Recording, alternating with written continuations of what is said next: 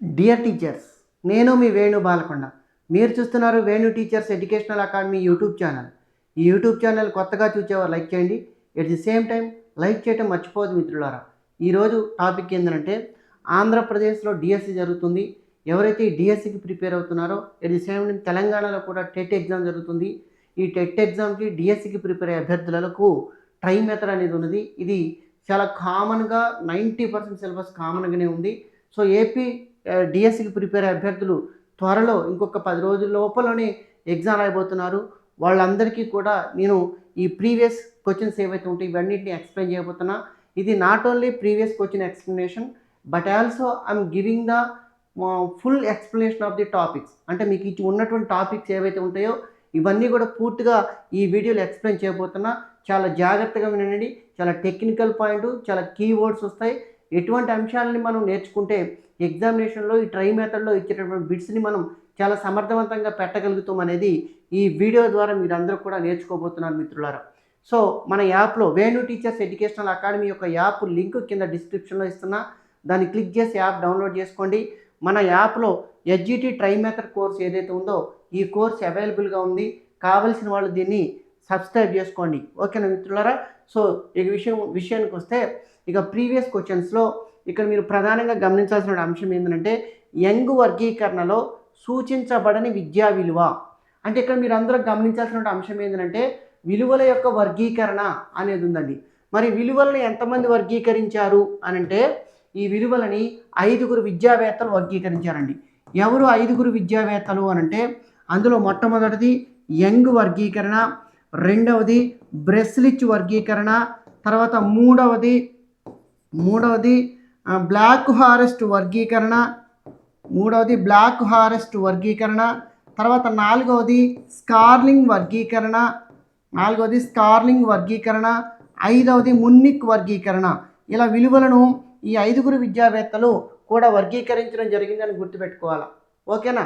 So మరి అయితే young వర్గీకరణలో సూచించబడని విలువ, మరి ఈ విలువను గుర్తుపెట్టుకోవాలంటే మనకు ఒక కోడ్ ఉందండి.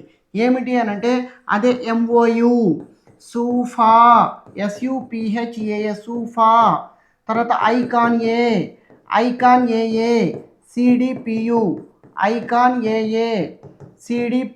ఇలా మనకి ఈ యొక్క కోడ్ ఏదైతే ఉంది కోడ్ను గుర్తుపెట్టుకుంటే విలువల వర్గీకరణలో మీరు సూపర్గా ఇట్లాంటి బిట్లు ఏవి ఇచ్చినా కానీ ఎగ్జామినేషన్లో సక్సెస్ఫుల్గా చేయగలుగుతారు.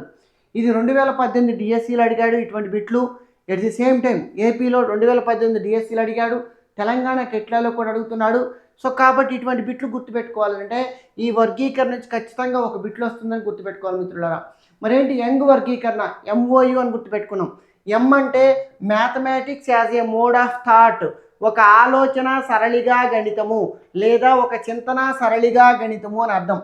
O అంటే other functions of the mathematics, గణితం యొక్క ఇతర విధులు. U అంటే utilitarian value of the mathematics, గణితం యొక్క ప్రయోజనత విలువ. చూడండి ఇక్కడ యంగ్ వర్గీకరణ సూచించబడని అంటే బడింది కాదు బడని, గణితం యొక్క ప్రయోజనత విలువ ఉన్నది, గణితం యొక్క ఇతర విధులు ఉంది, ఒక ఆలోచన సరళిగా గణితము లేదా ఒక చింతన సరళిగా గణితం అనేది యంగ్ వర్గీకరణలో ఉంది. సో మరి సూచించబడిన విలువ ఏంటంటే క్రమశిక్షణ విలువ. కాబట్టి ఆన్సర్ ఏమవుతుందంటే క్రమశిక్షణ విలువ ఆన్సర్ అవుతుందని గుర్తుపెట్టుకోవాలి. అంటే మీకు ఇక్కడ కాన్సెప్ట్ పూర్తిగా తెలియాలా. సో కాబట్టి ఇక్కడ MOU అంటే యంగ్ వర్గీకరణ MOU mathematics as a mode of thought, ఒక ఆలోచన సరళిగా గణితము. O అంటే other functions of the mathematics, గణితం యొక్క ఇతర విధులు. తర్వాత U అంటే utilitarian value of the mathematics, గణితం యొక్క ప్రయోజనత విలువ. మరి లేదండి ఇక్కడ క్రమశిక్షణ విలువ లేదు కాబట్టి ఆ క్రమశిక్షణ విలువను మనం ఇక్కడ గుర్తుపెట్టుకోండి మిత్రులారా. ఓకేనా. అదేవిధంగా బ్రెస్లిచ్ వర్గీకరణ, నెక్స్ట్ వర్గీకరణ ఇందులో బ్రెస్లిచ్ వర్గీకరణ. మరి ఏంటండి బ్రెస్లిచ్ వర్గీకరణ? ఈ బ్రెస్లిచ్ వర్గీకరణ మనం సూఫా అని గుర్తుపెట్టుకున్నాం. మరి సూఫా అంటే ఏంటి?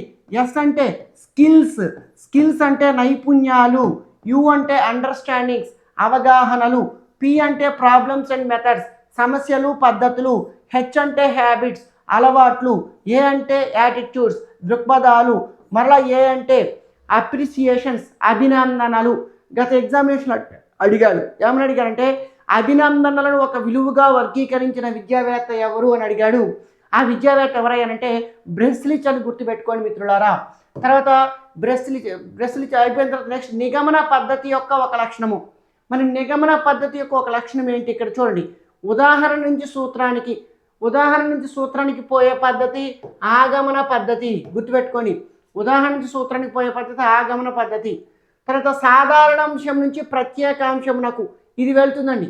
నిగమన పద్ధతి సాధారణ అంశం నుంచి ప్రత్యేకాంశానికి వెళుతుంది. సాధారణీకరణ చేసిన అంశం నుంచి ప్రత్యేకాంశాలకు వెళుతుంది. కాబట్టి ఆన్సర్ ఏమవుతుందంటే సాధారణ అంశం నుంచి ప్రత్యేకాంశంలోకి వెళుతుంది.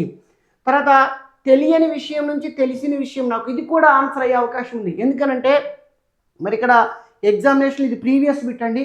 మరి ఇది ఎట్లా ఇచ్చాడో తెలియదు కానీ తెలియని సూత్రం నుంచి తెలిసిన ఉదాహరణకు పోతుంది. కాకపోతే ఈ రెండిట్లలో మీరు ఖచ్చితంగా ఇదే ఎందుకు ఎంచుకోవాలి అని అంటే గుర్తుపెట్టుకోండి, నిగమన పద్ధతి సాధారణీకరణాన్ని ఉపయోగించుకుంటుంది. ఇది ప్రధానమైన ప్రిన్సిపల్ గుర్తుపెట్టుకోవాలి. అందుకనే ఇక్కడ ఇచ్చినటువంటి రెండు ఆన్సర్స్ చూడటానికి ఒకే రకంగా ఉంటాయి కానీ పర్టికులర్గా దీన్ని ఎందుకు పెట్టాలి అని అంటే నిగమన పద్ధతిలో మనం సాధారణీకరణం ఏదైతే ఉందో ఆ సాధారణీకరణాన్ని మనం ఉపయోగించుకొని ప్రత్యేకాంశంలోకి వెళ్తాం కాబట్టి ఆన్సర్ ఖచ్చితంగా ఇదే అవుతుందని గుర్తుపెట్టుకోండి. ఓకేనా. తర్వాత ముహూర్తం నుంచి అమూర్తానికి అంటే తెలిసిన ముహూర్త ఉదాహరణ నుంచి తెలియని సూత్రానికి అంటే అది ఆగమన పద్ధతి అవుతుంది కాబట్టి ఇది కాదు. ఈ రెండింటిలో ఖచ్చితంగా దీన్నే గుర్తుపెట్టుకోండి. ఓకేనా. సో ఈ నిగమన పద్ధతికి ఒక లక్షణం అంటే సాధారణ అంశం నుంచి ప్రత్యేకాంశంలోకి వెళ్ళడమే నిగమన పద్ధతి యొక్క ఒక ప్రత్యేక లక్షణము అని గుర్తుపెట్టుకోవాలా. అయితే ఇక్కడ మీరు బోధనా పద్ధతులలో ఆగమన పద్ధతి తెలిసిన విషయాల నుంచి తెలియని విషయాలకి, మూర్త విషయాల నుంచి అమూర్త విషయాలకి, సాధారణ అంటే సరళ విషయాల నుంచి సంక్లిష్ట విషయాలకి, ఉదాహరణ నుంచి సూత్రానికి సాగే పద్ధతి ఆగమన పద్ధతి.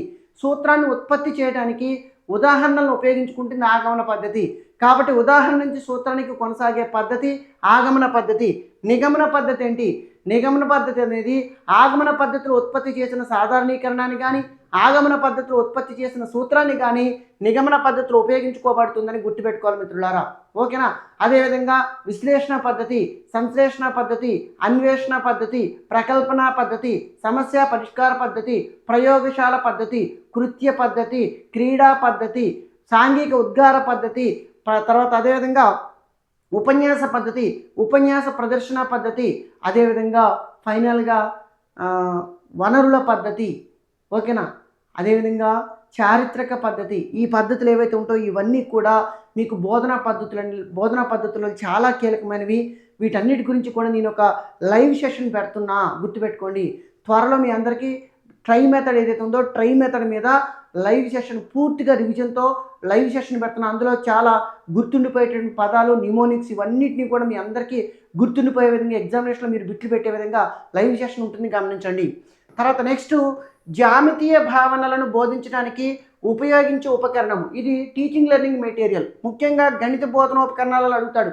జామితీయ భావనలు అంటే జామితీయ సరళ రేఖ, అదేవిధంగా త్రిభుజము, చతుర్భుజము, ఇట్లాంటి జామితీయ భావనలు ఏవైతే ఉంటాయో వాటిని బోధించడానికి ఉపయోగించే గణిత బోధనా పేటికలోని అంశం గ్రిడ్ పేపరా. ఈ గ్రిడ్ పేపర్ ద్వారా మనం ఏం చేస్తామంటే దశాంశ భిన్నాలను బోధించడానికి, శతాంశాలను బోధించడానికి, సంకలన వ్యవకలనం బోధించడానికి గ్రిడ్ పేపర్ ఉపయోగపడుతుంది. బులెటిన్ బోర్డు అనేది గణిత ప్రయోగశాల ఏదైతే ఉందో గణిత ప్రయోగశాల ముందు ఉంచుతాం. 2 లేదా 3 రోజులకు ఒకసారి విషయాన్ని మార్చుతాం బులెటిన్ బోర్డులో. తర్వాత నోటీస్ బోర్డు అనేది పాఠశాలలో అందరు విద్యార్థులు చూసే ప్రదేశంలో ఉంచుతారు. ముఖ్యమైన నోటీసులు కానీ ప్రతిరోజు విషయాన్ని కూడా మార్చడానికి అవకాశం ఉన్న బోర్డు నోటీస్ బోర్డు. మరి జియో బోర్డు ద్వారానే మనం ఏం చేస్తామంటే జామితీయ భావనలను బోధిస్తాము.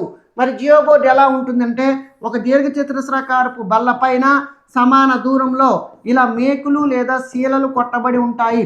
వీటిపైన ఒక దారంతో కానీ లేదా రబ్బర్ బ్యాండ్తో కానీ త్రిభుజము, అదేవిధంగా చతురస్రము, అదేవిధంగా దీర్ఘచతురస్రము లాంటి ఆకారాలను ఏర్పరిచి జామితీయ భావనలు బోధిస్తాము. కాబట్టి జామితీయ భావనలు బోధించడానికి ఉపయోగించే ఉపకరణం ఏదైనా ఉంది అని అంటే అది జియో బోర్డు అని గుర్తుపెట్టుకోండి మిత్రులారా. ఇక తర్వాత క్రింది వానిలో విద్యా ప్రణాళిక నిర్మాణ సూత్రం కానిది. మరి విద్యా ప్రణాళిక నిర్మాణ సూత్రం కానిదంటే మరి అన్నీ కూడా మనకి తెలియాల్సిన బాధ్యత మనందరి మీద ఉంది. ప్రయోజనత విలువ సూత్రము, ఇది గణితంలో వస్తాయండి. ప్రయోజనత విలువ సూత్రము, సహసంబంధ సూత్రము, శిశు కేంద్రీకృత ప్రణాళిక సూత్రం, ఇవి 3 కూడా విద్యా ప్రణాళిక నిర్మాణ సూత్రాలే. మరి సర్పిల ఉపగమము ఇది విద్యా ప్రణాళిక ఆచరణాత్మక ఉపగమాల కిందకు వస్తుంది, అంతేగాని ఇది విద్యా ప్రణాళిక నిర్మాణ సూత్రం కాదు అని గుర్తుపెట్టుకోండి. కాబట్టి ఆన్సర్ ఏమవుతుందంటే సర్పిల ఉపగమం అనేది ఆన్సర్ అవుతుందని గుర్తుపెట్టుకోవాలి మిత్రులారా. సో కాబట్టి క్రింది వానిలో విద్యా ప్రణాళిక నిర్మాణ సూత్రం కానిది సర్పిల ఉపగమం. అవేవి ప్రయోజనత విలువ సూత్రము, సహసంబంధ సూత్రము, శిశు కేంద్రీకృత సూత్రం అవుతాయని గుర్తుపెట్టుకోండి.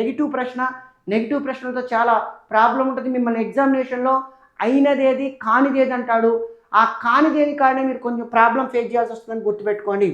అట్ ది సేమ్ టైం ఇప్పుడు ఇక్కడ నేను ఒక విద్యా ప్రమాణం ఇచ్చా, దీని యొక్క ఆన్సర్ మీరు ఏం చేస్తారనంటే కింద కమెంట్ బాక్స్లో కమెంట్ చేయండి.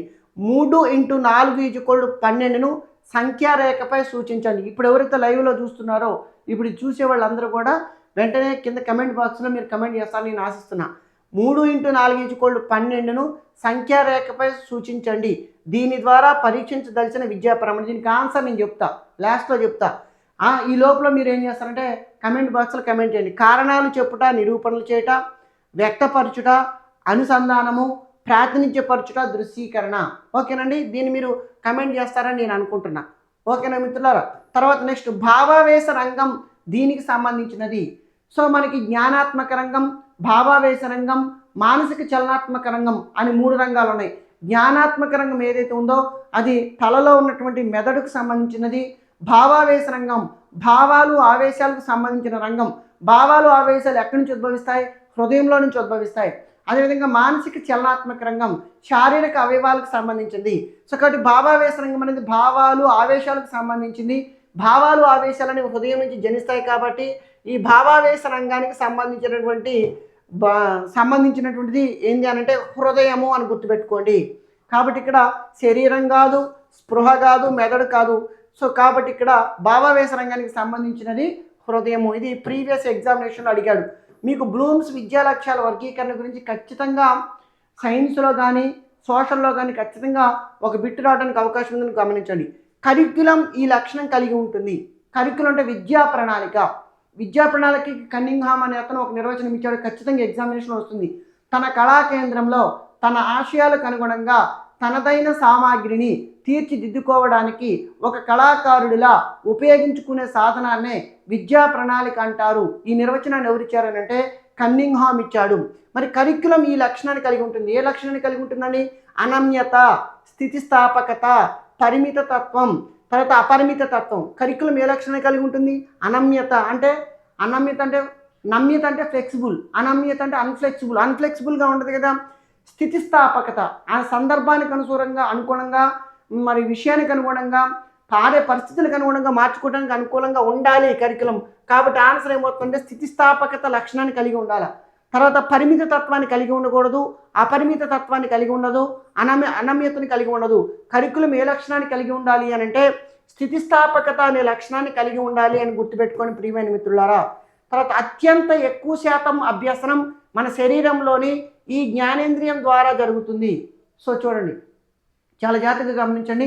అత్యంత ఎక్కువ శాతం అభ్యసనం మన శరీరంలోని ఈ జ్ఞానేంద్రియం ద్వారా జరుగుతుంది అని అంటున్నాడు. సో మనకి కోవన్ అనే విద్యావేత్త ఒక అంశం చెప్పాడండి. వివిధ జ్ఞానేంద్రియాల ద్వారా మనం గ్రహించే శాతాన్ని గురించి కోవన్ అనే విద్యావేత్త ఒక అంశాన్ని చెప్పాడు. ఏమని చెప్పాడు అని అంటే రుచి ద్వారా ఎంత శాతం గమనిస్తాము అని అంటే 1% గమనిస్తాం. అదేవిధంగా స్పర్శ ద్వారా మనం ఎంత శాతాన్ని గమనిస్తాము అని అంటే 1.5% విషయాన్ని గ్రహిస్తాం. అదేవిధంగా వాసన ద్వారా మనం ఎంత గ్రహిస్తాము అని అంటే 3.5% గమనిస్తాం. అదేవిధంగా వినడం ద్వారా మనం ఎంత జ్ఞానాన్ని గ్రహిస్తాము అని అంటే 13% జ్ఞానాన్ని గ్రహిస్తాం. అదేవిధంగా వినడం ద్వారా 11% జ్ఞానాన్ని గ్రహిస్తాం. అదేవిధంగా చూడడం ద్వారా ఎంత శాతం గ్రహిస్తాము అని అంటే 83% గ్రహిస్తాం. టోటల్గా ఎంత అవుతుందంటే 100% అవుతుందని గమనించండి. సో కాబట్టి ఇక్కడ అత్యంత ఎక్కువ శాతం అభ్యసనం శరీరంలో ఈ జ్ఞానేంద్రియం ద్వారా. రుచి అంటే నాలుక, స్పర్శ అంటే చర్మము, వాసన అంటే ముక్కు, వినడం అంటే చెవి, తర్వాత చూడడం అంటే కన్ను. సో ఇందులో చూడడం ద్వారా 83% కాబట్టి కన్నుకు అత్యంత ఎక్కువ శాతం జ్ఞానాన్ని గ్రహించే అవకాశం ఉంది కాబట్టి అత్యంత ఎక్కువ శాతం అభ్యసనం దేని ద్వారా గ్రహిస్తామంటే కన్ను ద్వారా గ్రహిస్తాము అని గమనించాలి మిత్రులారా. తర్వాత వ్యూహ రచనకు యోచించడానికి విద్యార్థులను బాధ్యులుగా చేసే కృత్య భాగమే ప్రకల్పన. ఇది ఎవరి యొక్క నిర్వచనం? సో ఇక్కడ చూడండి, వీళ్ళు ఇచ్చినటువంటి నిర్వచనాలకు ఒక్కొక్కళ్ళు ఏవేవి నిర్వచనాలు ఇచ్చారో మనం చూద్దాం. కిల్ ప్యాట్రిక్ ఇచ్చాడు, ఇక్కడ కొంచెం ట్రీ పడాలి. Kilpatrick, W H Kilpatrick ఏమని ఇచ్చారు? సహజ వాతావరణంలో హృదయపూర్వకంగా సాగే కృషినే ప్రకల్పన అంటారు. తర్వాత బెల్లార్డ్, పాఠశాలలోకి దిగుమతి చేయబడ్డ నిజ జీవిత భాగమే ప్రకల్పన అనే నిర్వచనాన్ని బెల్లార్డ్ ఇచ్చాడు. తర్వాత స్టీవెన్సన్, స్టీవెన్సన్ ఏమని ఇచ్చాడు? సహజ వాతావరణంలో పూర్తి చేయబడే సమస్యాత్మక కృత్యమే ప్రకల్పన. ఇది స్టీవెన్సన్ ఇచ్చాడు. మరి పార్కర్ ఏమిచ్చారు? వ్యూహ రచనకు యోచించడానికి విద్యార్థులను బాధ్యులుగా చేసే కృత్య భాగమే ప్రకల్పన. సో కాబట్టి ఈ నిర్వచనం ఎవరిది అని అంటే ఇది పార్కర్ యొక్క నిర్వచనం అని గుర్తుపెట్టుకోండి. ఇక్కడ నేను 4 నిర్వచనాలు ఇచ్చిన. ప్రకల్పన పద్ధతికి సంబంధించిన నిర్వచనాలు ఏవైతే ఉంటాయో ఆ నిర్వచనాలు చాలా ఇంపార్టెంట్. ఎగ్జామినేషన్ పాయింట్ ఆఫ్ వ్యూలో మీరు వీటన్నిటిని కూడా చదువుకోవాల్సిన బాధ్యత మీ అందరి మీద కూడా ఉందని గమనించండి మిత్రులారా. తర్వాత క్రింది వానిలో గుణాత్మక మదింపు సాధనం, క్వాలిటేటివ్ డేటాని దేని ద్వారా మనం సేకరిస్తాం? దత్తాంశ విశ్లేషణ అంటే క్వాంటిటేటివ్, పరిమాణాత్మక అంశం అండి. దత్తాంశ విశ్లేషణ అనేది పరిమాణాత్మక అంశం కాబట్టి ఇది ఆన్సర్ కాదు. సర్వే కూడా పరిమాణాత్మక అంశమే. రేటింగ్ స్కేల్, దీన్నే నిర్ధారణ మాపన అంటారు, ఇది కూడా పరిమాణాత్మక మాపనయే.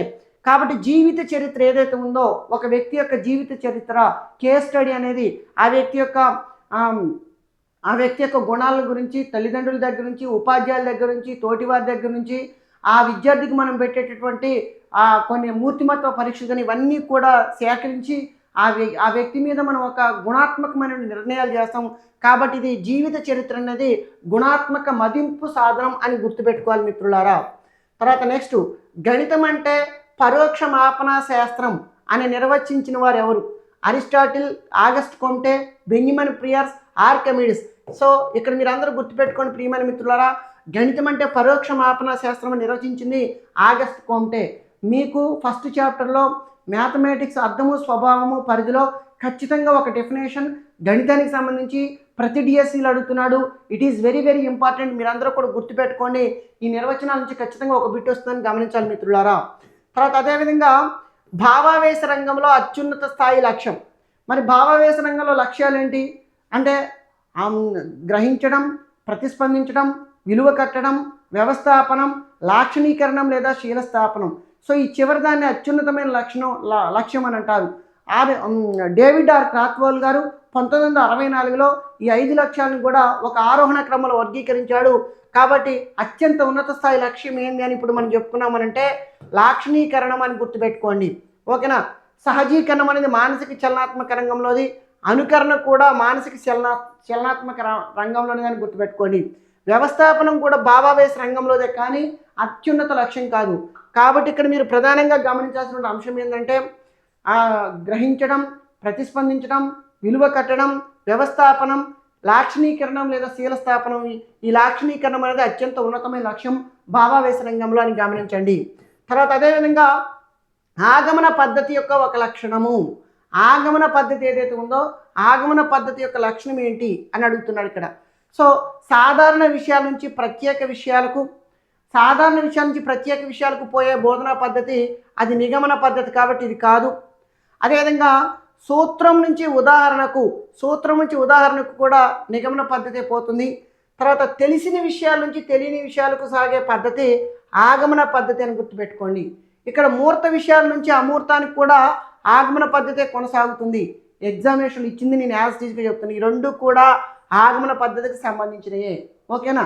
సో కాబట్టి ఇక్కడ తెలిసిన విషయాల నుంచి తెలియని విషయాలకు సాగే బోధనా పద్ధతి ఆగమనం. ఇక్కడ తెలిసిన విషయాలంటే తెలిసిన ఉదాహరణల నుంచి, తెలియని విషయాలంటే తెలియని సూత్రానికి, మూర్త విషయాల నుంచి అంటే తెలిసిన మూర్త ఉదాహరణల నుంచి, అమూర్త అంటే అమూర్త సూత్రానికి సాగే పద్ధతి ఆగమన పద్ధతి అని గుర్తుపెట్టుకోండి. తర్వాత ఎడ్గర్డేల్ అనుభవాల శంకునందు అత్యధిక అభ్యసనమును సూచించున్నది. అత్యధిక అభ్యసనం. మరి ఎడ్గర్డేల్ అనుభవాల శంకులో ప్రధానంగా ఎడ్గర్డేల్ బోధనోపకరణాలు ఎన్ని రకాలుగా వర్గీకరించాడు అని అంటే 11 రకాలుగా వర్గీకరించాడు. ఎందుకు సార్ కొన్ని పుస్తకాలలో 10 ఉంది కానంటే ఒక దాన్ని విడదీసి మనం ఇక్కడ 11గా చెప్పుకుంటాం. అందులో మొట్టమొదటిది ప్రత్యక్ష ప్రయోజనాత్మక అనుభవాలు, రెండవది కల్పిత అనుభవాలు, మూడవది నాటకీకరణాలు,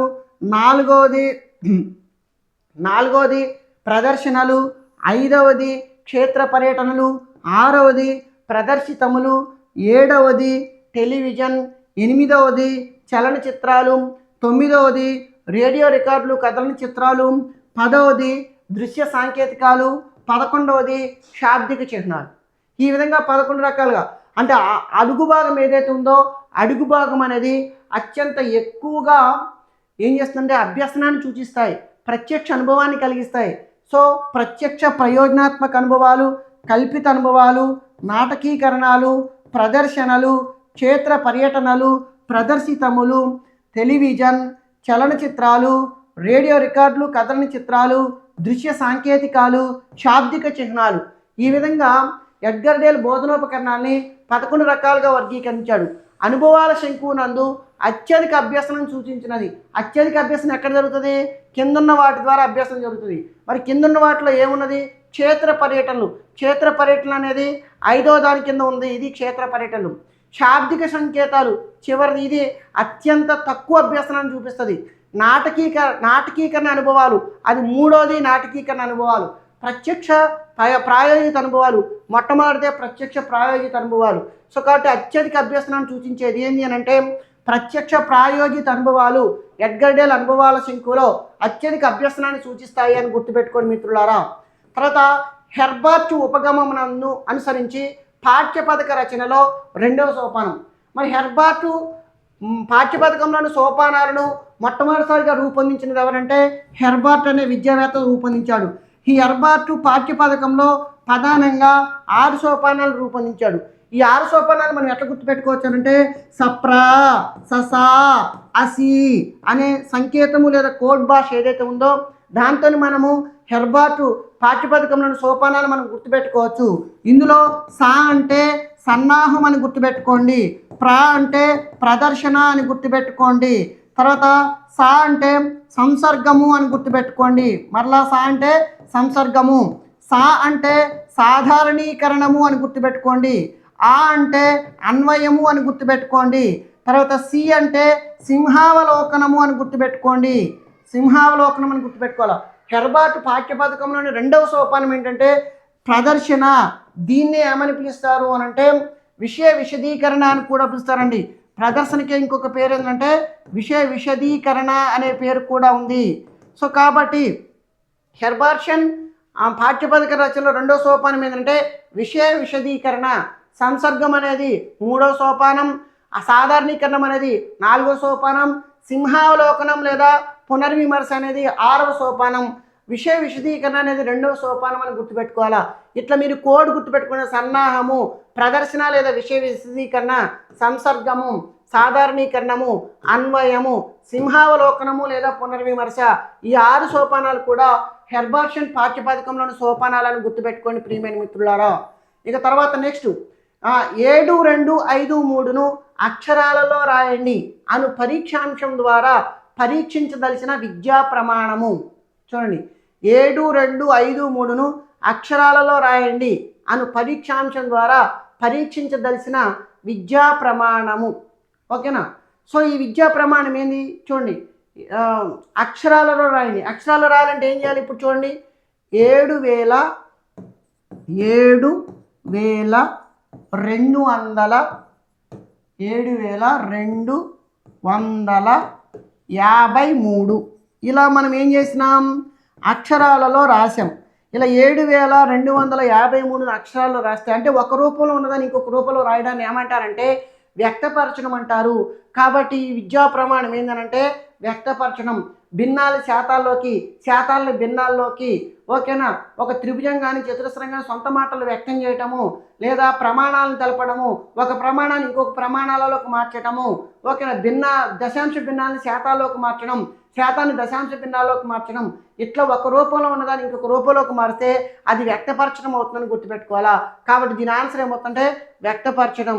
కారణాలు చెప్పడం నిరూపణలు చేయడం కాదు, అనుసంధానం కాదు, ప్రాతినిధ్యపరచడం దృశ్యీకరణ కాదు. మీకు విద్యా ప్రమాణాలకు సంబంధించి ఏ విద్యా ప్రమాణాలైనా చూచిన వెంటనే గుర్తుపట్టడానికి మీకు చాలా కొండ గుర్తులతోని మన ట్రై మెథడ్ కోర్సులో పూర్తి లెంత్గా మీకు గుర్తులతో సహా నేను ఎక్స్ప్లెయిన్ చేయడం జరిగింది. ఆ కోర్స్ కావాల్సిన నేను ముందే చెప్పిన కదా, యాప్ డౌన్లోడ్ చేసుకోండి. ఇక తర్వాత నెక్స్ట్ ఈ క్రింది వానిలో ఒకటి విజ్ఞాన శాస్త్రం యొక్క సంశ్లేషణాత్మక నిర్మాణాలలో పొందుపరచబడినది. ఇది కూడా మీకు మీరు కమెంట్ సెక్షన్లో కమెంట్ చేయండి. క్రింది వానిలో ఒకటి విజ్ఞాన శాస్త్రం యొక్క సంశ్లేషణాత్మక నిర్మాణంలో పొందుపరచబడింది. మీరు కమెంట్ సెక్షన్లో కమెంట్ చేయండి. ఓకేనా? నేను ఫైనల్గా దీనికి ఆన్సర్ ఇస్తాను, ఎక్కడ కమెంట్ సెక్షన్లో ఇస్తా. కానీ మొదటి విద్యా ప్రమాణానికి నేను ఖచ్చితంగా ఇప్పుడే ఆన్సర్ చెప్తా. ఓకేనండి? సో యథార్థాలు, సిద్ధాంతాలు, అన్వేషణ, భావనలు, దీనికి దీని ఆన్సర్ మీరు కమెంట్ సెక్షన్లో కమెంట్ చేయండి మిత్రులారా. తర్వాత సమకాలీన చారిత్రక రాజకీయ అంశాల పుస్తకాలు, సంచికలు, కరపత్రికలు చదువును అనే స్పష్టీకరణ క్రింది లక్ష్యానికి సంబంధించినది. మరి సమకాలీన చారిత్రక రాజకీయ అంశాల పుస్తకాలు, సంచికలు ఇవన్నీ ఎప్పుడు చదువుతాడు అంటే విద్యార్థికి ఇష్టం ఉంటేనే చదువుతాడు. అంటే విద్యార్థికి ఇష్టం ఉంటే చదువుతాడు, పాల్గొంటాడు, తయారు చేస్తాడు, తర్వాత ఉపన్యాసాల్లో పాల్గొంటాడు. ఓకేనండి? తర్వాత సైన్స్ ప్రదర్శనలో పాల్గొంటాడు, విజ్ఞాన శాస్త్ర ప్రదర్శనలో పాల్గొంటాడు, గణిత ప్రయోగాల్లో పాల్గొంటాడు. ఇవన్నీ కూడా అభిరుచి ఉన్నప్పుడు లేదా ఇష్టం ఉన్నప్పుడు జరుగుతుంది. సో సమకాలీన చారిత్రక రాజకీయ అంశాలు పుస్తకాలు, సంచికలు, కరపత్రికలు చదవడం అనేది అభిరుచికి సంబంధించింది అని గుర్తుపెట్టుకోండి. ఆన్సర్ ఏమవుతుందంటే అభిరుచి అవుతుంది. అంతేగాని దీన్ని ప్రశంసించడం కాదు, నైపుణ్యం కాదు, వినియోగం కాదు అని గుర్తుపెట్టుకోవాలి మిత్రులారా. ఓకేనా? ఇక తర్వాత నెక్స్ట్ మొక్కలు, జంతువులు ప్రపంచమంతటా వ్యాప్తి చెందడం. ఈ అంశాన్ని జీవశాస్త్రంతో ఈ సబ్జెక్టుతో సహసంబంధాన్ని ఏర్పరిచి బోధించవచ్చు. అంటే ప్రపంచం మొత్తాన్ని కూడా గ్రాఫికల్గా విద్యార్థులకు చూపించి బోధించాలి. మరి జియోగ్రఫీని చూపించి బోధించాలంటే ఇక్కడ జాగ్రఫీ అనేది ఉపయోగపడుతుంది. కాబట్టి ఏ సబ్జెక్టుతో మనం అనుసంధానం చేసి బోధించవచ్చు అంటే భూగోళ శాస్త్రంతో అనుసంధానింపచేసి బోధించవచ్చు. అంతేగాని భూగర్భ శాస్త్రం, చరిత్ర, భౌతిక శాస్త్రాలు కావాలని గుర్తుపెట్టుకోండి. అంటే విజ్ఞాన శాస్త్రము మిగిలిన ఇతర సబ్జెక్టులతో ఏ విధమైన సంబంధాన్ని కలిగి ఉందని చెప్పడానికి ఈ సహసంబంధం అనే టాపిక్ ఉంది. ఈ సహసంబంధం అనేది సైన్స్లో చాలా ఇంపార్టెంట్. ఒక బిట్టు పక్కాగా వస్తుందని గుర్తుపెట్టుకోండి మిత్రులారా. విద్యా ప్రమాణం నుంచి ఖచ్చితంగా ఒక బిట్టు సైన్స్, సోషల్, మ్యాథమెటిక్స్లో నుంచి ఒక విద్యా ప్రమాణం వస్తుందని గుర్తుపెట్టుకోండి. ఓకేనా? తర్వాత నెక్స్ట్ ఈ యొక్క వీడియో మీ అందరికీ నచ్చిందని నేను అనుకుంటున్నా. సో ఈ వీడియో నచ్చితే మీరు లైక్ చేయండి, షేర్ చేయటం మర్చిపోవద్దు మీ మిత్రులందరికీ. Thank you అనడా.